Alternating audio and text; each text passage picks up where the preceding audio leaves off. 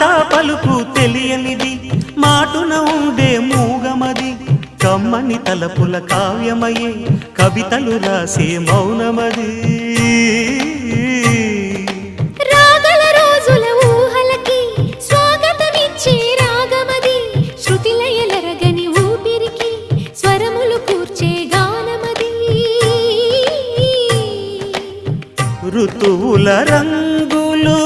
మార్చేది కల్పన కలిగిన మది భావం బ్రతుకును పాటగా మలిచేది మనసున కదిలిన మృదునా